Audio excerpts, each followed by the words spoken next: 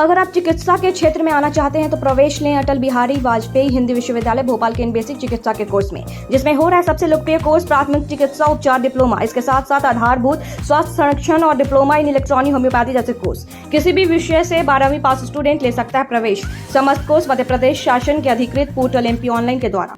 पिछली साल भी 18 के चुनाव के पहले कुछ समय पूर्व उस समय वर्तमान तत्कालीन जिला पंचायत अध्यक्ष जी ने प्रेस करके मेरे ऊपर आरोप लगाए थे, जो कि उस समय पर भी गलत थे, और जो ये आरोप लगाए हैं ये भी गलत है, क्योंकि उनकी आदत में आ गया है ये सब ऐसा करना। और वो अगर मैं बुंदेली कहावत में कहूँ कि चोर की दाढ़ी में तिनका, उल्टा चोर कोतवाल को डांटे, तो यही कहावत यहाँ चरितार्थ है। और जो भी आरोप मेरे ऊपर, चाहे वो आदरणीय जयंत मलैया जी के ऊपर, आदरणीय गोपाल भार्गव जी के ऊपर, और जिला संगठन आदरणीय प्रीतम सिंह जी के ऊपर लगाए, सरासर निराधार और गलत हैं, क्योंकि मलैया जी यहाँ पिछले 15 दिन से दमोह में नहीं है। भार्गव जी को यहाँ के प्रभारी हैं, ना कुछ, उनको कोई लेना देना नहीं यहाँ से। वो तो अपनी खुन्नस निकाल रहे हैं, जो उनकी खुन्नस है वो निकाल रहे हैं, कहीं से तो निकलेगी। और एक बात और कहना चाहता हूँ, 60 साल में आदमी सटे आता है, वो 70 के हो गए, तो क्या हो गए होंगे? जो बुंदेलखंडी में कहावत है ना, बूढ़े बारे एक बरोबर। सो लड़का बच्चों जैसी उनकी आदत हो गई कि कछु भी किया दो और कछु भी कर दो। संगठन तीसरी चौथी पड़े आदमी है, वैसे ही बात करेंगे, उसमें कोई यह देखने में आ रहा है कि क्या रणनीति थी, किस तरह से जिला पंचायत अध्यक्ष बनाना चाह रहे थे, फिर हुआ क्या है? उन्हें 2-3 आरोप लगाए। जैसे मैं एक आरोप का जवाब तो उनसे ही सवाल खड़ा करना चाहता हूं। उन्होंने कहा मेरे पास 6 लोग, पहली चीज तो नाम नहीं बताए 2 लोगों के, चलो छोड़ दो उसको। 6 लोग थे तो आपने फॉर्म क्यों नहीं भरवाया? आप फॉर्म भरवा सकते थे। और ये बात भी सही है कि अगर 6 आपके पास थे तो आप चुनाव जीतते।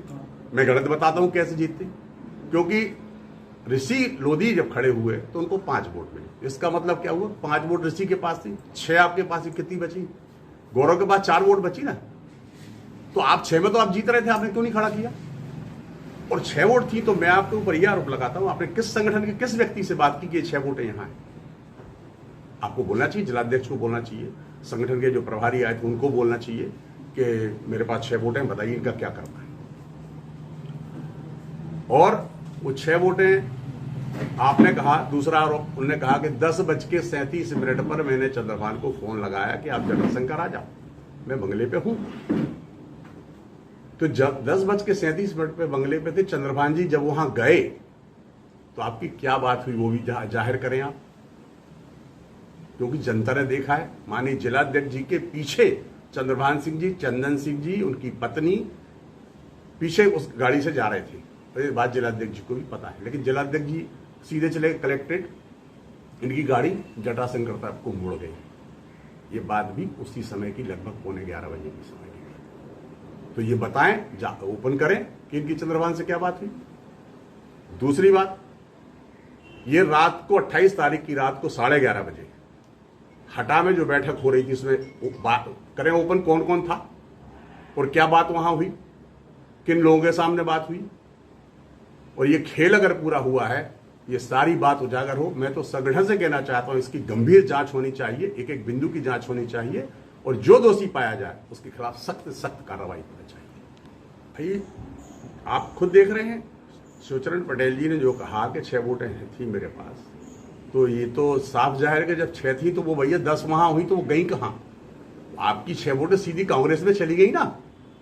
तो उसके बाद अगर 6 थी, मैंने गलत बताया, 6, 5, 4, तो पहले तो 6 में आप जीत रहे थे। फिर आपने अगर कहा कि वोटें हमने छोड़ दी, तो वो सीधी, इतने सीधे लोग थे कि वो सीधे कांग्रेस में चले गए। तो उनकी 10 हो गई, यहां तो जो ऋषि के पास थी वो 5 की 5 रह गए। तो क्या है इसके पीछे? कौन है, कौन का हाथ है, किसका खेल हो, बताए।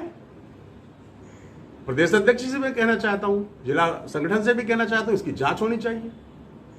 क्या आपको लगता है कि बड्डा की कांग्रेस से कहीं ना कहीं साठगांठ थी? ये तो इस जिले का बच्चा से लेके बूढ़ा तक जानता है। आप अगर किसी से भी पूछोगे तो वो बता देगा क्या हुआ है पूरे जिला पंचायत के क्षेत्र में। सबको मालूम है, किस किस छुपी बात है, आप पता कर सकते हैं पूरे इसमें। आप जिले के अंदर किसी भी छोटे से छोटे कार्यकर्ता नहीं, बच्चे 3री 4थी क्लास के बच्चे से पूछोगे तो बता देगा कि कहां खेल हुआ और क्या हुआ। मैं ये भी पूछना चाहता हूं ना, जब इन्होंने कहा 10:37 पर मैंने फोन किया, तो 10:37 पर थे तो आपने कहा कि मैं बंगले पर था, लेकिन 10:37 पे आपकी बात हुई जब चंद्रभान सिंह जी कहां से निकले और बाकी लोग कहां थे, इनसे पूछा जाए, इसका जवाब दें। वो इतना लंबा समय हो गया चुनाव के बाद, इतना टाइम निकल गया, आज आप आरोप लगा रहे हैं बंदा पर, और क्या आपने इस बीच संगठन से बात की, ये बात अपने ऊपर रखी? और नहीं, मैं आरोप नहीं लगा रहा, मैं तो स्पष्टीकरण कराना चाहता हूं उनसे कि भाई आप बताओ मेरे ऊपर जो आपने आरोप लगाया कि मैंने किस तरीके से निबंधन, ये भी तो बताएं। मैं तो कह रहा हूं ना कि 11:30 बजे रात को उनकी क्या हो रहा था, सुबह 10:30 पे जब आपने बात की तो क्या हो रहा था, मैं तो कह रहा हूं ना, वो बताए ना मुझे कि मैंने कहां किया, मैं कहां था और मैंने क्या किया। मैं माननीय जिलाध्यक्ष जी के साथ, चंद्रभान जी के साथ, संगठन मंत्री के साथ रात को 11 बजे के 1 बजे रात तक था। और संगठन में ये बात गई? हाँ, संगठन में ये बात गई है, कहा गया है संगठन में, और संगठन ने रोक के रखा था, आप मत बोलिए कुछ भी। मैं तो अपनी बात, चूंकि मुझे तकलीफ है इस बात की कि मेरे ऊपर झूठे आरोप लगाए गए, तो इसलिए मैं आप सबके माध्यम से इस बात को पहुंचाना चाहता हूँ, ये आरोप निराधार और असत्य हैं। मैं ये भी छोटी छोटी सी बातें करना नहीं चाहता, क्योंकि जबरदस्ती की बात करके और चीज़ों को हाईलाइट नहीं करना चाहता। लेकिन अभी हटा में परसों FIR हुई, उसके पीछे किसका हाथ है, वो भी तो जनता तो सब जानती है ना। आखिर आप करना क्या चाहते हैं? आपको समाज के लोग टारगेट करने के लिए मिलते हैं और कोई नहीं मिलता। जब दोष लगाते आप तो समाज के लोगों पर दोष लगाते कि इसने ऐसा किया, वैसने वैसा किया, बाकी कोई नहीं है। और आप एक तरफ समाज के संरक्षक बनते हो, समाज के वो बनते हो और ठेकेदार बनते हो, और दूसरी तरफ जब मौका आता है समाज को ही तोड़ने का काम करते हो। तो इसमें किसका दोष है? मैं तो कहता हूं ना, सामने खड़े होकर बात करके तो देखें और बिठा लें समाज के लोगों को, सबको। मैं बात करने को तैयार हूं, करें बात वो समाज के लोगों के सामने। अकेले के सामने क्या कुछ भी बोल दो, क्या फर्क पड़ता है उससे? अपनी खुशियों को बनाए खास होटल रॉयल पैलेस, जहाँ पे है 45 लग्जरी रूम्स, आकर्षक AC banquet hall, pure veg स्वादिष्ट व्यंजनों के लिए कोहिनूर रेस्टोरेंट, कॉर्पोरेट जगत के लिए conference meeting hall, birthday party, kitty party को बनाए यादगार, स्विमिंग पूल और रेस्टोरेंट एंड डायमंड बार यानी रिफ्रेशमेंट का द्वार, और बच्चों के लिए गेम जोन भी।